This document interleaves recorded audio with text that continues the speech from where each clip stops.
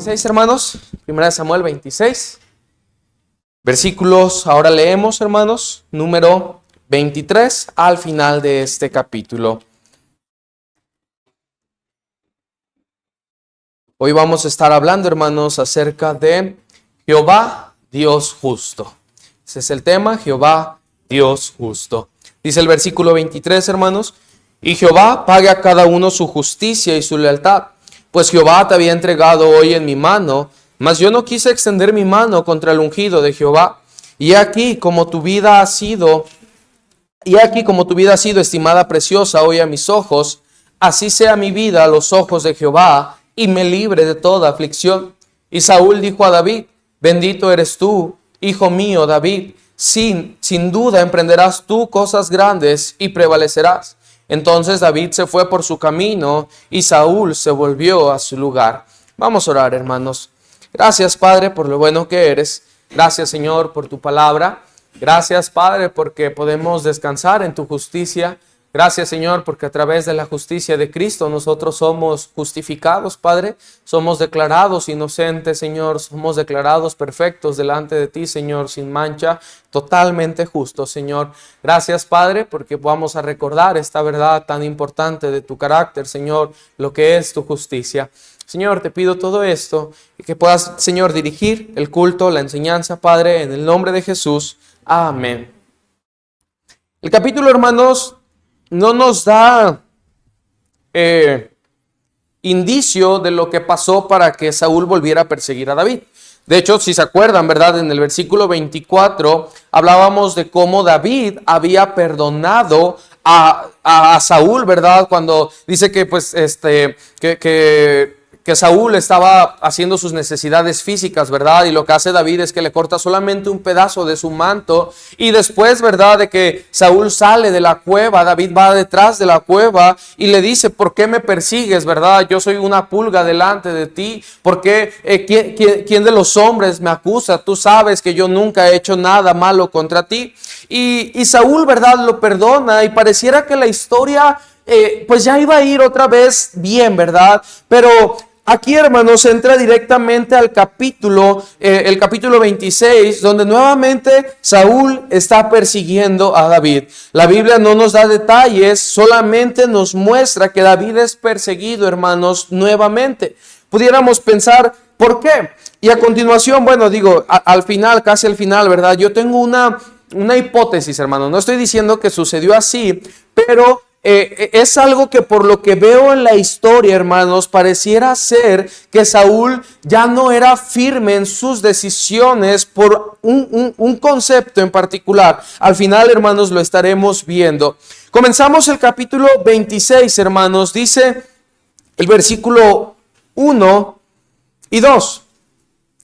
Vinieron los cifeos a Saúl en Gabá diciendo, ¿no está David escondido en el collado de Aquila al oriente del desierto? Saúl entonces se levantó y descendió al desierto de Zif, llevando consigo 3,000 hombres escogidos de Israel para buscar a David en el desierto de Zif. Acompáñenme al capítulo 23, unas páginas atrás, versículos 19 y 20. Este mismo lugar, hermano, el desierto de Zif, David ya había estado allí. Y mire lo que dice el capítulo 23, versículo 19. Después subieron, ¿quiénes, hermanos? Los de Zif, para decirle a Saúl en Gabá, ¿no está David escondido en nuestra tierra, en las peñas de Ores, en el collado de Aquila, que está al sur del desierto? Por tanto, rey, desciende pronto ahora conforme a tu deseo, y nosotros lo entregaremos en la mano del rey. Era la persecución, hermanos, nuevamente en el desierto de Zif. Y parece que la gente de Zif era algo chismosa, ¿verdad? Era algo informativa, comunicativa. ¿Cómo pudiéramos decirle, hermanos? Intrigosa. ¿Mande? Intrigosa. Intrigosa, ¿verdad? No eran chismosos, eran comunicativos, ¿verdad? La historia, hermanos, ya lleva tiempo, ¿verdad? Y toda la gente en el pueblo sabía, en el reinado, incluso es más, el chisme ya había hasta llegado a los filisteos. ¿Se acuerda que David ya había estado con los filisteos? ¿Y quién no sabía de la persecución de Saúl hacia David? Ahora, hermanos, también yo creo, ¿verdad?, que el motivo de la persecución ya se sabía. Se sabía que Saúl se había equivocado, probablemente se sabía que Saúl ya había sido desechado por Dios, pero aún, hermano, los hombres de Zif estaban apoyando a Saúl. Esa, hermanos, es una lealtad a la cual pudiéramos llamarle una lealtad falsa, ¿verdad? Cuando yo digo soy leal, pero cuando algo es incorrecto, yo no puedo mantener esa lealtad. La lealtad, hermano, siempre va acompañada de la verdad. Si mi lealtad, hermano, está acompañada hacia alguien que está haciendo algo malo, esa es una lealtad falsa. Esto, ¿verdad? Este ejemplo ya lo he puesto allá en Celaya, hermanos, en el colegio, ¿verdad? Había quien encubría lo que los demás hacían mal. Siempre, ¿verdad? Hay reglas y pues ya saben, ¿no? Quien las rompía se las contaba a su amigo y su amigo pues no decía nada porque le tenía una lealtad falsa. Llegó el punto, hermano, en que el director dijo, ¿saben qué?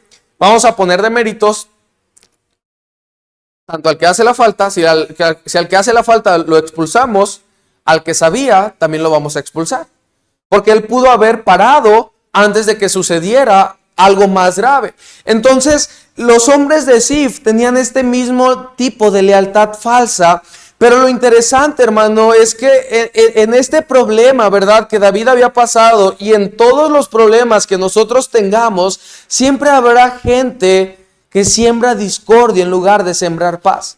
Pero aquí entra algo bien importante. Yo decido a quién escuchar y a quién no hacerlo. En Saúl, hermano, con Saúl la gente de Zif, lejos de apaciguarlo, lejos de decirle, oye, ¿sabes qué? David está con nosotros, David está entre nosotros, pero ¿para qué lo persigues? ¿Por qué lo estás siguiendo si no te ha hecho nada? ¿Para qué vas contra él? No. Toma la otra postura. ¿Sabes qué? Aquí está David. Puedes agarrarlo. Sabemos dónde está. Tú puedes venir por él y atacarlo. Las dos posturas son completamente diferentes.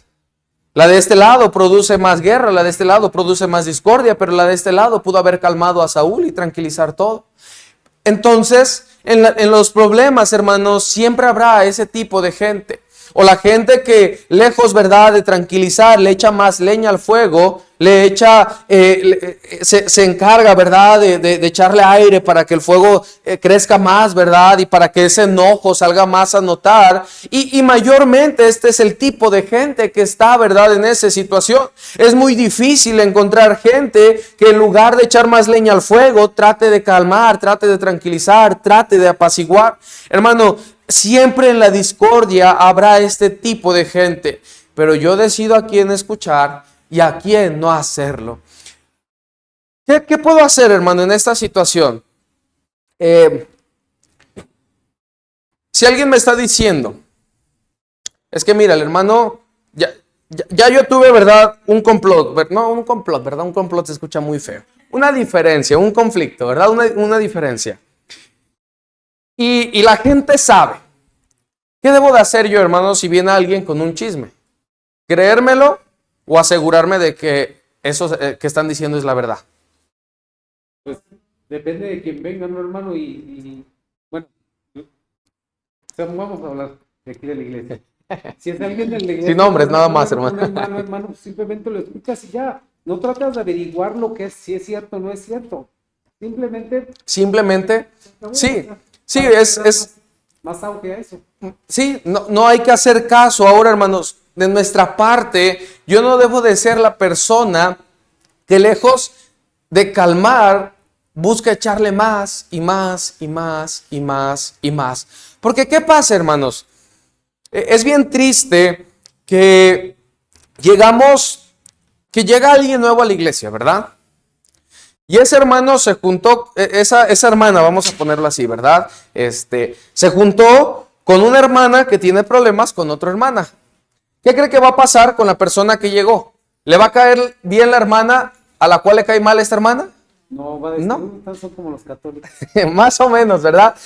¿Por qué? Porque está esa parte, ¿verdad? La hermana no le va a decir, no, es que ella es una buena hermana, mira, sirve en la iglesia. No, le va a decir, todos los problemas por los cuales ellos pasaron, y el corazón de esta nueva persona va a tomar amargura contra aquella nueva. Mira, hermano, si usted tiene problemas con alguien, no amargue el corazón de otros, ¿verdad? Sea cuidadoso con esa parte, busque ser un reconciliador, alguien que apacigua, alguien que calma, alguien que lejos de buscar que el problema se haga más grande, tratar de solucionarlo y de llegar a una solución. Para eso muchas veces, hermano, hay que tener pláticas incómodas. Hay que tener pláticas que no nos gustan. Hay que sentarse, hay que hablar y hay que tocar temas, ¿verdad?, que no nos gustan. Porque quizás yo puedo pensar, en mí todo está bien. Él es el que está mal. Y lo que él me diga a mí no me va a gustar, porque yo pienso que estoy bien. Pero hermano, si yo voy con la idea de, no, yo estoy bien, él es el que está mal, ¿qué cree que va a suceder? Todo no va a salir nada bien. Entonces es bien importante, hermanos. El domingo, ¿verdad? Con el pastor que fui, yo me había enterado unas cositas, ¿verdad? Después se las cuento ya que no esté la transmisión. Y yo me quedé, dije, híjoles, ¿cómo es posible? O sea, yo escuché ciertas cosas después de que yo había ido con él. Le había platicado la situación, le había pedido un consejo honestamente, y yo escucho eso, hermanos, y pues en ese tiempo todo te mueve, ¿no? O sea, tú dices, híjoles, cualquier cosita que escuches te mueve de todo, absolutamente. Y dije, pero bueno, va a llegar un punto donde lo voy a ver y le voy a poder preguntar a él directamente en lugar de estar escuchando a otros. Cuando le pregunto, me platica él la situación y me cuenta bien cómo estuvo, y pues sí, resulta que no era así, que lo que me habían platicado era algo incorrecto. Entonces, siempre, hermano, en los problemas, ¿verdad?, va a haber gente de ese estilo, pero yo debo de ser bien cuidadoso si escucho o si no escucho. Eso es algo bien importante, ¿verdad? Ahora sí, continuamos, hermanos, versículo 3. Y acampó Saúl en el collado de Aquila, que está al oriente del desierto, junto al camino. Y estaba David en el desierto, y entendió que Saúl le seguía en el desierto. David, por tanto, envió espías y supo con certeza que Saúl había venido. Y se levantó David y vino al sitio donde Saúl había acampado. Y miró David el lugar donde dormían Saúl y Abner, hijo de Ner, general de su ejército. Recuerde bien este nombre, Abner, general de su ejército. Y estaba Saúl durmiendo en el campamento, y el pueblo estaba acampado en derredor de él. Entonces David dijo a Ahimelech, Eteo, y a Abisaí, hijo de Sarbia, hermano de Joab, ¿quién descenderá conmigo a Saúl en el campamento? Y dijo a Abisai, ¿es Abisaí o Abisai, hermanos? Abisaí. Y dijo a Abisaí, yo descenderé contigo. Y David, pues, y Abisai fueron de noche al ejército, y he aquí que Saúl estaba tendido, durmiendo en el campamento, y su lanza clavada en tierra a su cabecera, y Abner y el ejército estaban tendidos alrededor de él. La escena es la siguiente, hermanos, para que vayamos imaginándola, ¿verdad?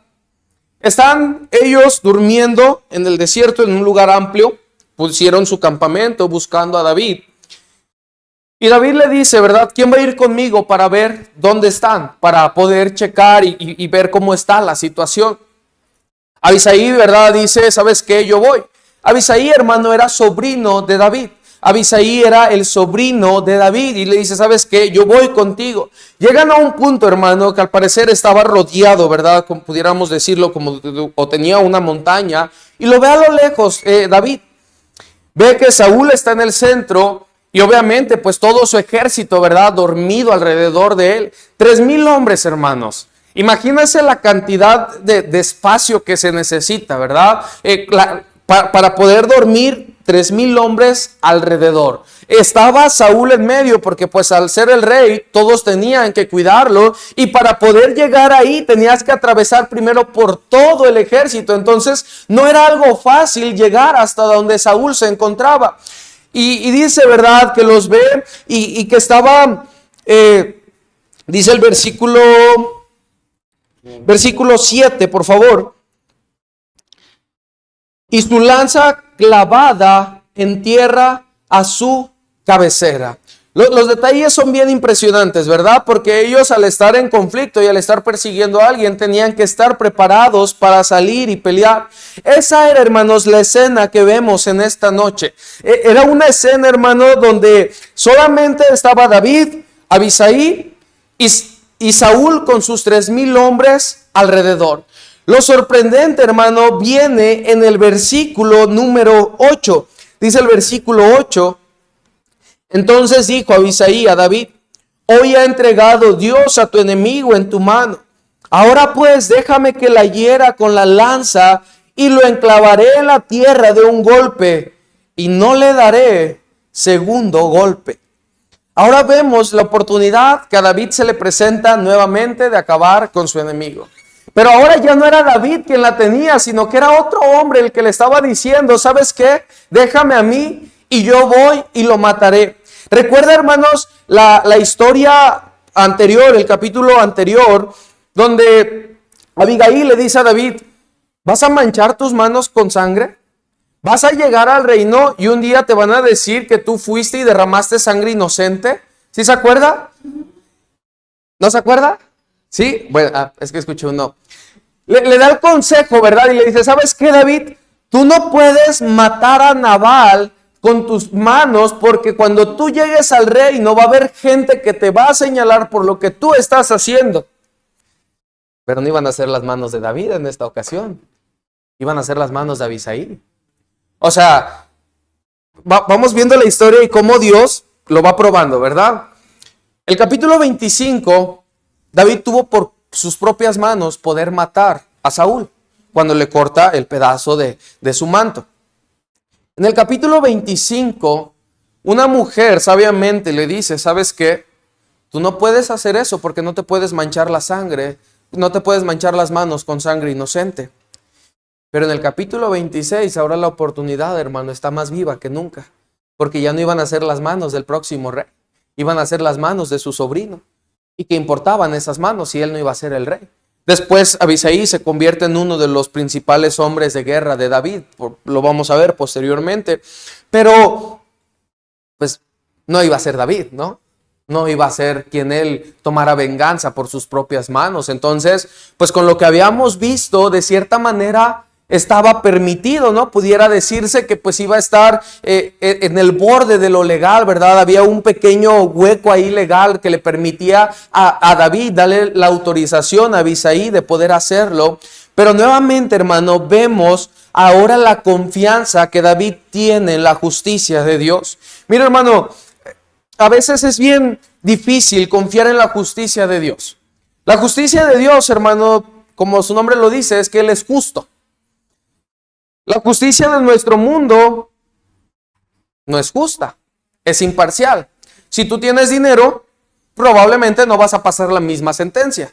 Si tú tienes dinero, probablemente no vas a estar en la misma cárcel que los demás. Si tú tienes dinero, puedes pagar una multa de muchísimos miles de pesos y vas a salir libre. Si tú tienes conocidos dentro del gobierno, tú probablemente vas a salir impune de la ley que quebraste. Entonces, pero la justicia de Dios, hermano, es completamente perfecta.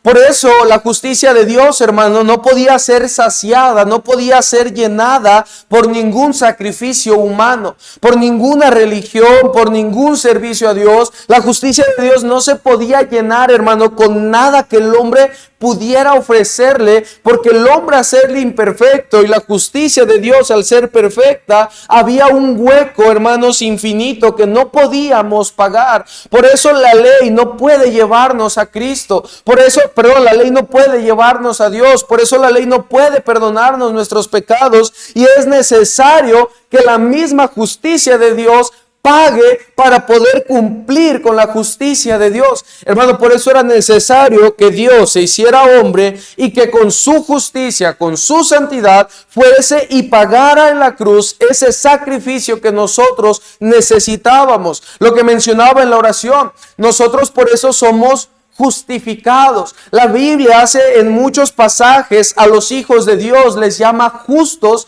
porque en Cristo nosotros somos justos, somos perfectos, somos sin pecado, porque la misma justicia de Dios satisfizo la justicia de Dios.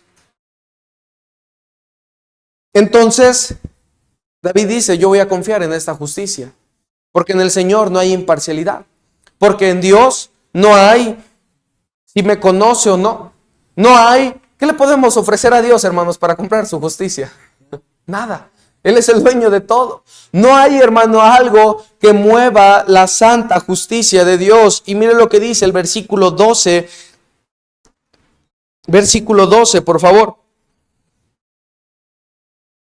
Perdón, hermanos, vamos a seguir leyendo la historia para poder leer bien el capítulo. Dice el versículo 10. Perdón, versículo 9, hermanos. Y David respondió a Abisai, no le mates, porque ¿quién extenderá su mano contra el ungido de Jehová y será inocente? Dijo además David, vive Jehová, que si Jehová no lo hiriere, o su día llegue para que muera, o descendiendo en batalla perezca, guárdeme Jehová de extender mi mano contra el ungido de Jehová. Hermano, el Señor siempre cuida a su ungido. David tenía confianza en la justicia de Dios, pero dice, ¿sabes qué? Yo no le puedo hacer daño, yo no lo puedo tocar porque Él es el ungido de Dios. Ahora, aquí, hermano, algo que ya he explicado varias veces, ¿quiénes son los ungidos de Dios, hermanos, en el tiempo de la iglesia? Todos los santos, todos los que han recibido, todos los que han creído en Jesús, todos los que han puesto su confianza en Él. ¿Quién extenderá su mano contra el ungido de Jehová y será inocente? Hermano, confiar en la justicia de Dios me da aliento. Confiar en la justicia de Dios me da gozo.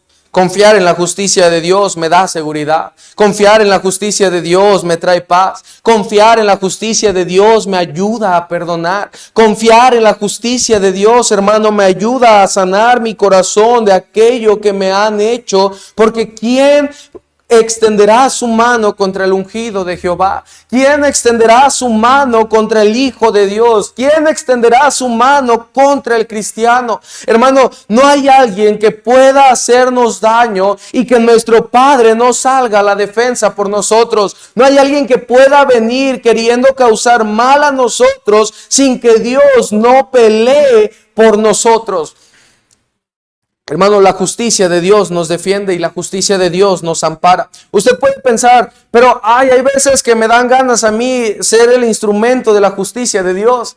Y no puede ser así. Hay veces, ¿verdad?, que pensamos, pero es que no vemos que le pase nada. No vemos que le suceda algo. Me hizo, me dañó, me lastimó y no le sucede nada, hermanos. La justicia de Dios llegará ahora o en la eternidad para aquel que nos ha dañado y que nos ha afligido. Mire, ahora sí, hermanos, versículo 12, vemos la justicia de Dios, cómo es que actúa. Versículo 12. Se llevó pues David la lanza y la vasija de agua de la cabecera de Saúl. Y se fueron y no hubo nadie que viese, ni entendiese, ni velase, pues todos dormían, porque un profundo sueño enviado de Jehová había caído sobre ellos. ¿Se acuerda que le dije, hermanos, que David estaba en el centro? Perdón, Saúl estaba en el centro. Sí. Es más, hermanos, mire, si ahorita entrara alguien de allá para pasar hasta acá, pues habría que pasar por muchas personas, ¿no?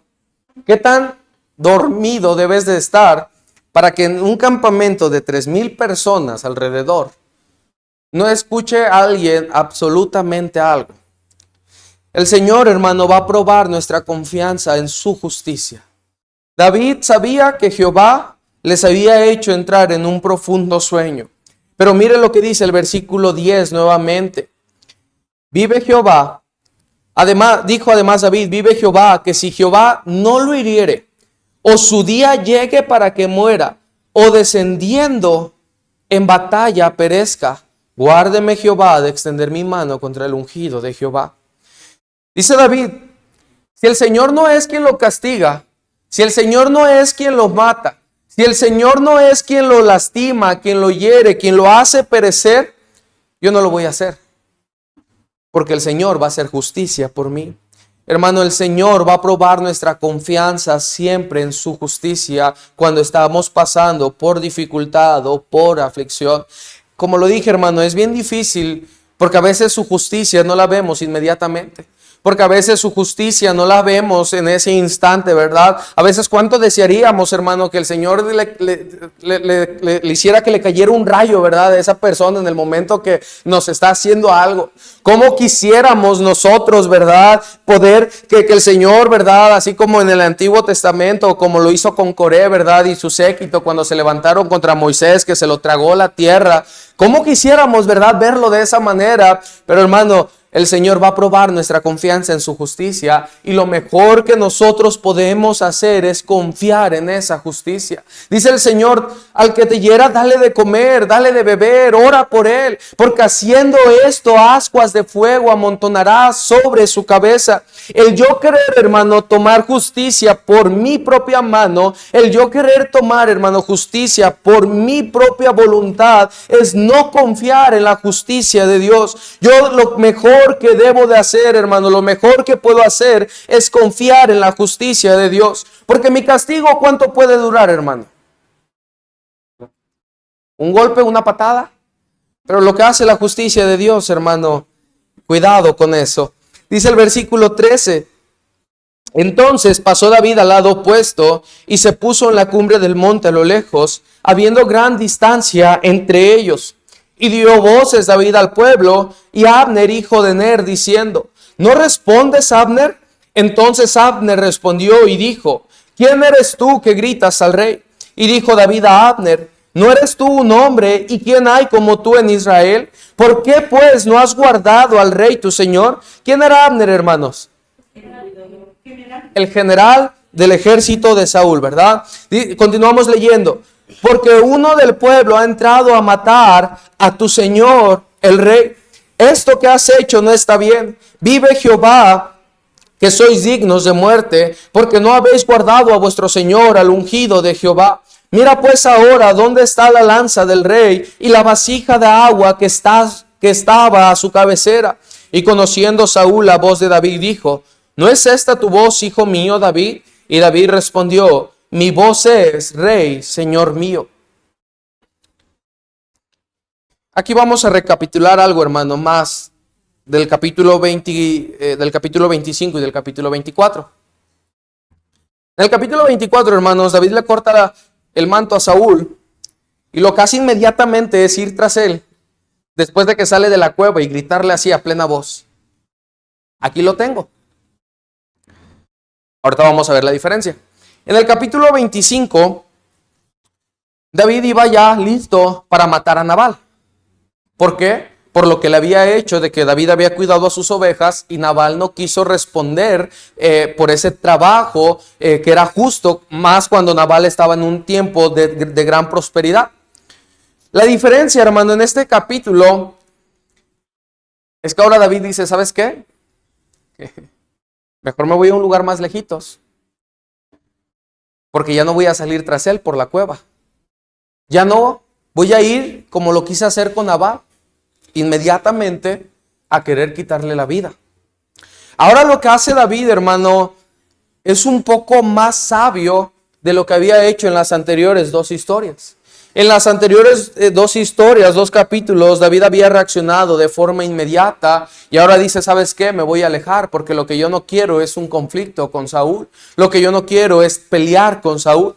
Entonces, hermano, el Señor va a probar también nuestra sabiduría para resolver el conflicto cuando nosotros estamos en este tipo de situaciones. ¿Cómo es que respondemos? ¿Cuál es la manera en la que nosotros actuamos en esta situación? conflicto, cómo es que nosotros ahora, después de ya haber pasado diferentes conflictos, después de ya haber madurado, si seguimos siendo el mismo o si ahora hay más sabiduría para resolver ese conflicto. Mira, hermano, el Señor va a probar nuestra sabiduría. ¿Cómo es que respondemos ante esas situaciones y cómo es que actuamos en esas decisiones? David, ¿verdad? Se va a la montaña y empieza a gritarle: Abner, ¿verdad? Como lo vamos a ejemplificar. ¿Por qué no lo cuidaste si era tu trabajo? Si algo le pasa al rey y tú estabas ahí, es tu culpa y tú mereces la muerte al ser su general, al ser su soldado de más confianza.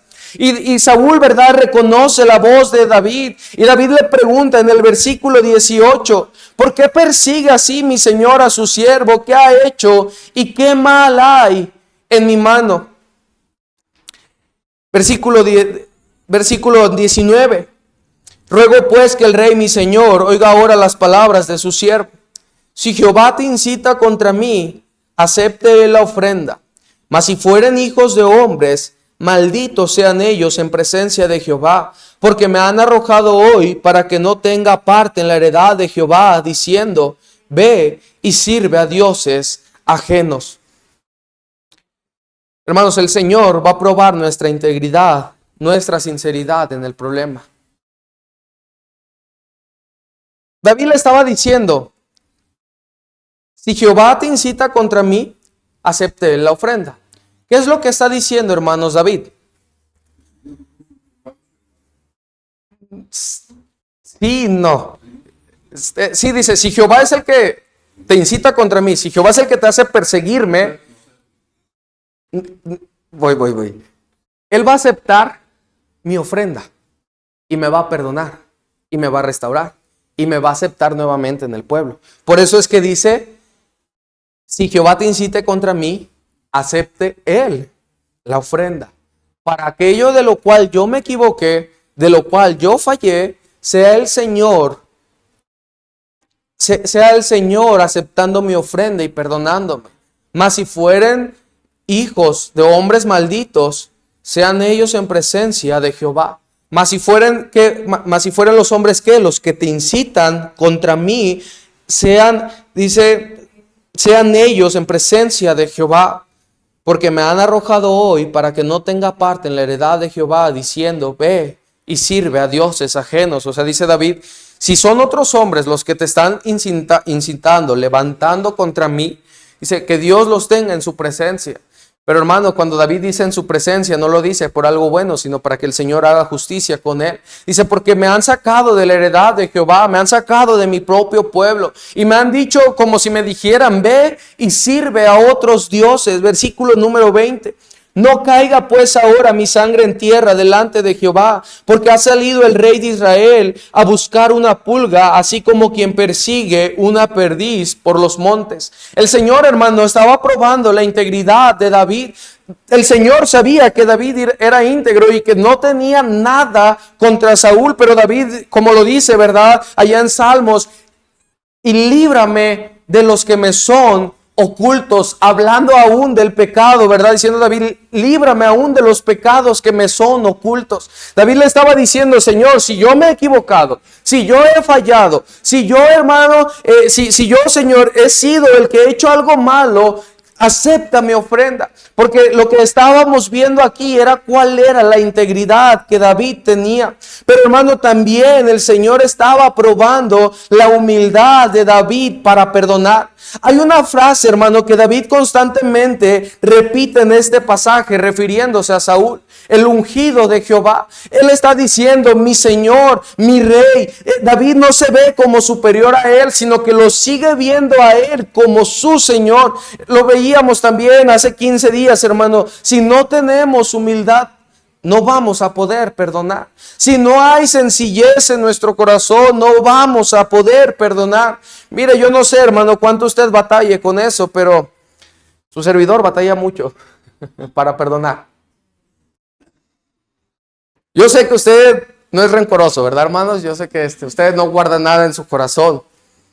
Pero qué difícil es perdonar, ¿sí o no? Qué difícil es olvidar. Qué difícil es hacer a un lado la ofensa que tuvieron hacia mí. Pero es por eso, precisamente, hermano, porque nos hace falta humildad en nuestras vidas. Porque como pensamos que somos algo y pensamos que el hermano es menos que lo que yo soy, pues entonces, ¿cómo lo puedo perdonar? David les dice otra vez, ¿que no soy como una pulga delante tuya? David reconocía, hermano, quién era Saúl, la autoridad que Dios le había dado en ese momento. Y él cómo se veía, y esa humildad lo podía hacer perdonar a Saúl. Hermano, queremos la justicia de Dios para que el Señor obre en lo que nos han hecho. El Señor, hermano, va a probar nuestra confianza primeramente en su justicia para que Él pueda obrar. El Señor va a probar nuestra sabiduría para resolver el conflicto.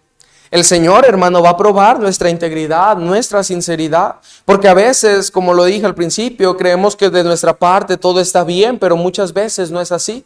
Muchas veces también nosotros tenemos que cambiar. El Señor, hermano, también va a probar nuestra humildad para poder perdonar. Hermano, si yo no perdono, entonces yo todavía estoy tomando parte de llevar a cabo mi propia justicia hacia quien me ha ofendido. Y yo no estoy dejando que la justicia de Dios obre en la vida. Ahora sí, hermanos, terminamos leyendo el capítulo para poder concluir acerca de lo que les mencioné al principio de Saúl, de por qué había tenido ese cambio tan repentino. Versículo 21. Entonces dijo Saúl, he pecado, vuélvete, hijo mío David, que ningún mal te haré más, porque mi vida ha sido estima preciosa hoy a tus ojos. He aquí yo he hecho neciamente y he errado en gran manera.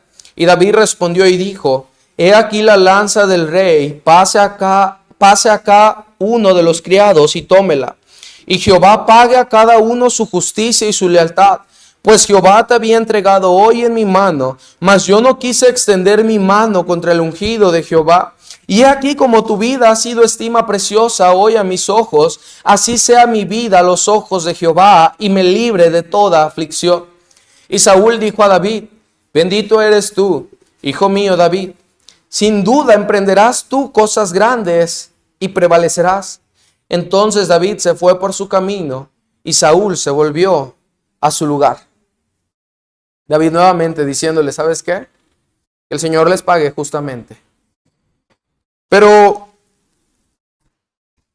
eso que el Señor les pague justamente, hermano, no es por satisfacer un deseo personal, sino para que la justicia de Dios sea glorificada y que podamos ver que el Señor no deja a nadie sin su castigo.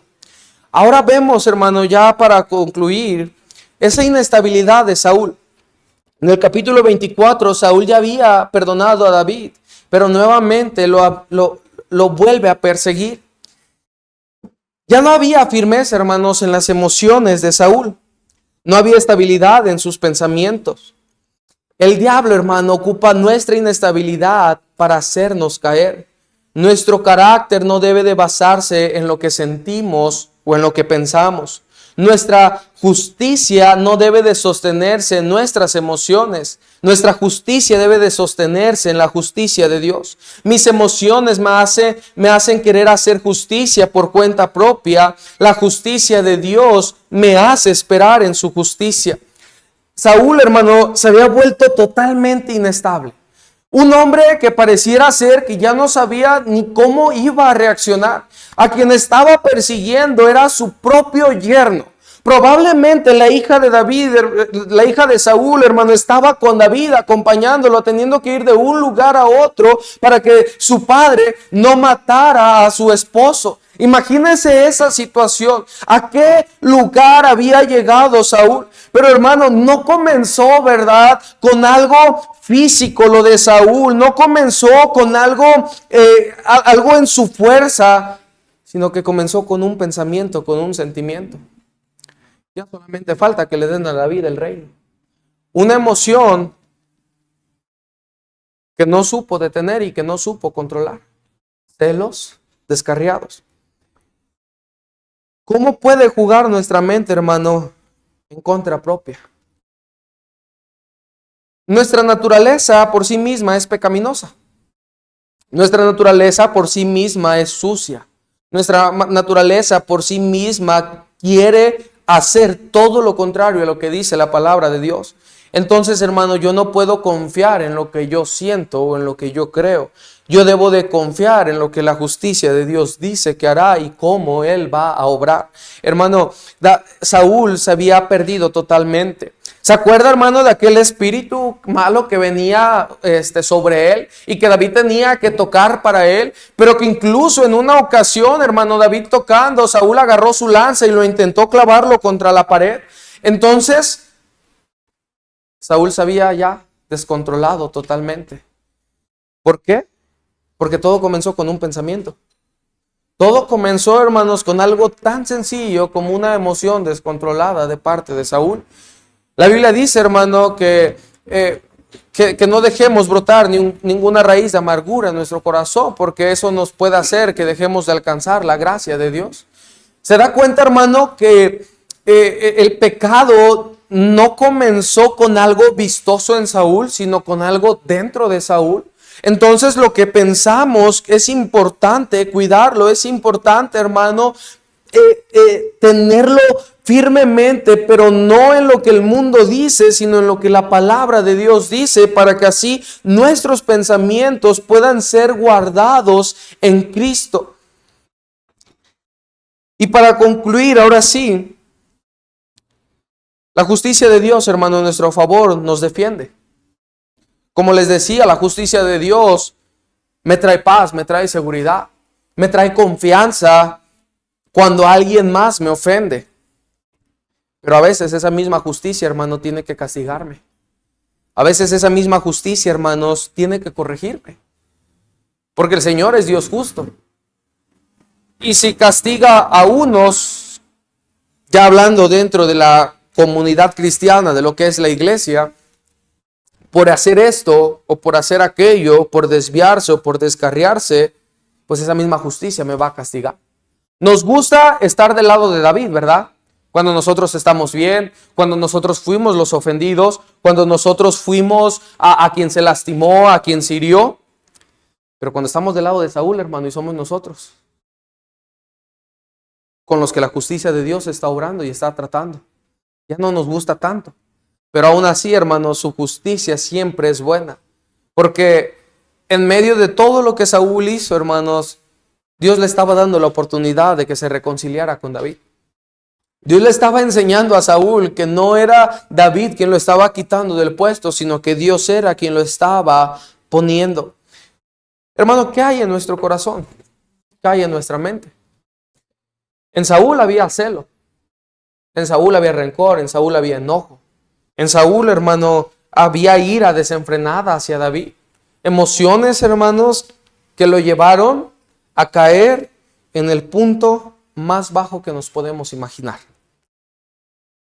2 capítulos después, hermanos, Saúl va y consulta a una adivina, una de las cosas más abominables para Dios. Pero en el corazón de David, hermano, había un corazón conforme al de Dios. Había un corazón que esperaba en la justicia de Dios, que no confiaba en lo que él podía hacer o en lo que él podía lograr, sino en lo que Dios podía hacer por él. ¿Qué hay, hermano, en nuestro corazón? ¿Qué hay en nuestra mente? Cuidémonos de cada pensamiento y cuidémonos de cada sentimiento que no sea agradable delante del Señor. Vamos a orar, hermanos. Gracias, Padre, por lo bueno que eres. Gracias, Dios, por tu palabra. Gracias, Señor, aún más por tu justicia. Porque, Señor, sin esa justicia nosotros no pudiéramos tener acceso a ti. Sin tu justicia, Señor, nosotros seguiríamos siendo pecadores. Sin tu justicia, Señor, nosotros seríamos condenados al infierno. Pero gloria a ti, Padre, porque nos has redimido, nos has salvado, Señor, nos has limpiado de cada una de esas injusticias que había en nosotros. Señor, ayúdanos a confiar en tu justicia. Ayúdanos a esperar en tu justicia, Señor. Ayúdanos, Padre, a poder mostrar que confiamos en ti, Señor. Que, Señor, si alguien nos ofende, si alguien nos lastima, seguimos esperando, Padre, en lo que tú puedes hacer. Señor, hónrate, glorifícate, Padre, exáltate y cuida y guarda, Señor, cada uno de nuestros pensamientos, cada uno de nuestros sentimientos, Señor. Que tú tengas control sobre nuestras emociones, Padre, y que podamos actuar siempre, Señor, esperando que tú manifiestes tu justicia. Te damos gracias en el nombre de Jesús. Amén. Amén.